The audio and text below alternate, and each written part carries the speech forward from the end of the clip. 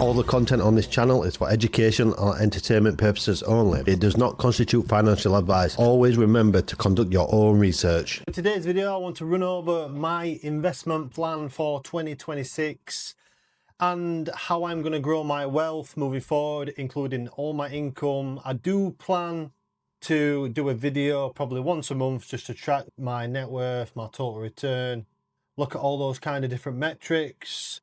Let's get right into it. This is my 2026 investment plan, and the reason I wanted to do this video is because I wanted to get this out here before I start doing my portfolio reviews again. Quite a lot has changed since the portfolio reviews have been going about. Since I've done my last one, we've had better funds come out, income shares have changed the strategy for one, yield max have come over, we've had rec shares come. There's been a lot of things happen, and I think we can get more out of us portfolios. And I have also learned a lot in this last year. And I think that's the main key of it. One of the things that really brought to my attention, which you'll see in the UK portfolio review, is that I started a year ago before income shares. My portfolio was all going well. The total return was at about 10%. The income was growing at 300, 400 a month-ish, round about there. Everything was fine. And then income shares come about, and a year later I'm actually at a worse total return than a year ago, and my portfolio value was also doubled in that time frame.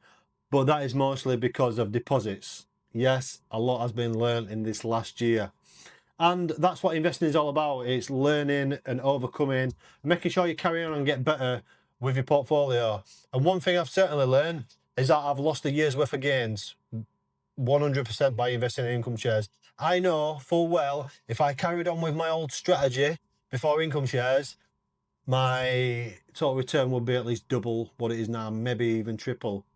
But we live and learn, and this is why we're doing what we're doing right now. So step one is always going to be my UKI income portfolio. My main goal right now for this heading into 2026 is to get £2,000 a month in distributions, so I can cover basic bills. My bills every month are around £1,500, but I like to put another £500 a month just in case you get some big bill that's needed. Let's say the car breaks down or something. I think £2,000 a month will cover everything I need to ever for my bill side of things. And then once the UK ISA gets to £2,000 a month, I'm going to be really happy. That is where I'm going to just leave the income portfolio to do its thing. Wherever I don't need the money, which I don't right now, I'm just going to reinvest all the dividends into safer assets. So once that milestone is achieved, I'll be switching out the higher yielding plays for stronger, more sustainable ISA investments. So for example, I've got Coinbase ETP, Tesla ETP. Right now, I don't feel like I want to hold them long term to cover my bills. So I think I'll start, once these get to a total return, I'll start selling a percentage of them out.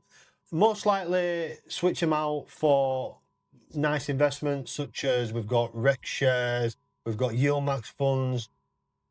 We've got these nice 20%ers coming through now, and these are kind of the safer income plays. We've got even like the JEPQs.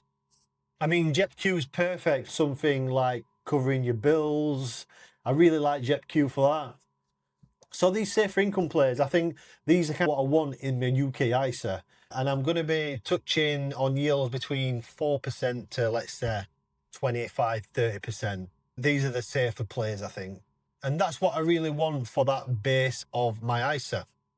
So once I've hit £2,000 a month and we've switched to more sustainable income investments, after that, I'm going to be directing all my ISA limit towards a growth portfolio, which I've been doing in the background quietly. And also on top of that, separate to my ISA, I've got a daily buy limit for Bitcoin as well, which I've been doing for a couple of months now, and it's slowly building up, which I'm going to chuck that on the net worth spreadsheet once I do my video. In the past, I've had quite a lot of questions asking how I actually keep track of all my payouts, my dividends, and my portfolio snowballing each month. I use Snowball Analytics. It pulls everything into one dashboard so I can instantly see my cash flow strategy is really working. If you want to try this for yourself, I've got 10% off for you. Just use my code CashflowKing below. Links in the description. So step 2 is the growth portfolio. I have been quietly building this in the background. It has no ETFs. It has no funds in there. It is a growth focused assets, quality businesses, rule-based allocations. That's what I'm going to use that long term. This portfolio should outgrow my income UK ISA, and it should also outgrow my US income portfolio. This one is for compounding wealth over time. I plan to move abroad in the later years. So this growth portfolio is going to buy me a property at some point, most likely when we move abroad. And the reason, let's say I just get this income to 10k a month, right? We're living nicely, 10k a month. Oh, we've got no money for a property abroad because I've just put it all into my ISA for the last 5 to 10 years. So now I'm stuck in a situation where I haven't got the money for property. So this is why I'm building these 3 portfolios: are the UK ISA, the US income, and the growth portfolio. And then I'm going to have all bases covered for what I want. So this should compound into serious wealth over time, because this should be double the size of the rest of the portfolios long term. Step 3 is my US income portfolio. So my US allocation is the income generator. These assets deliver high cash flow. To be honest, they are doing a lot better than any UK assets you can buy. I'm sorry to say, but these things are doing 60-70% yields, and they're recovering after ex-dividend date. For example, I've got one asset in there right now, pays 67% yield this week. And what it has done, it has already recovered from its ex-date a day later. And also, it's above my average price. And now I need to debate whether I want to put more money on it, because it's above what I paid for it. The strategies used are different. I think the market makers and the FCA are a big issue with the kind of things that the US want to bring over here. And I think that's where people get stuck with these. They're expecting them.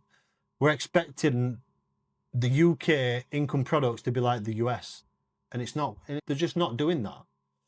That's where I'm at. I think most of my income is going to come from the US portfolio right now, the US income portfolio.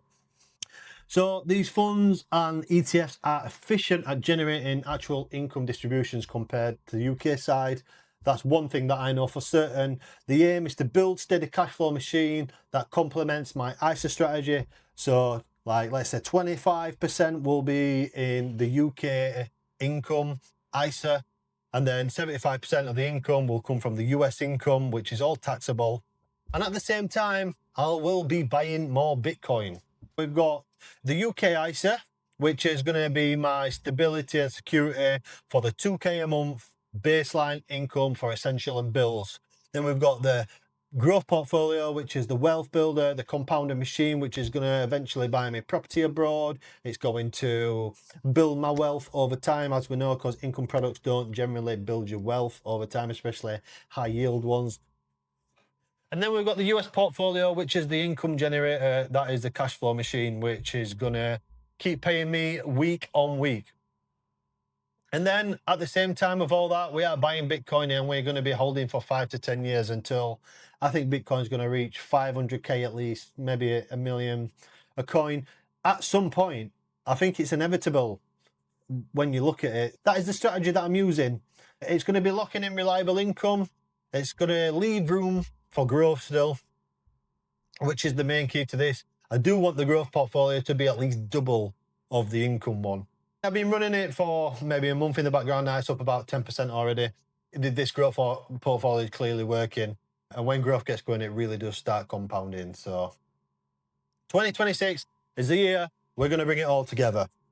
And we've learned a lot in the last year. So let's roll on to a better 2026.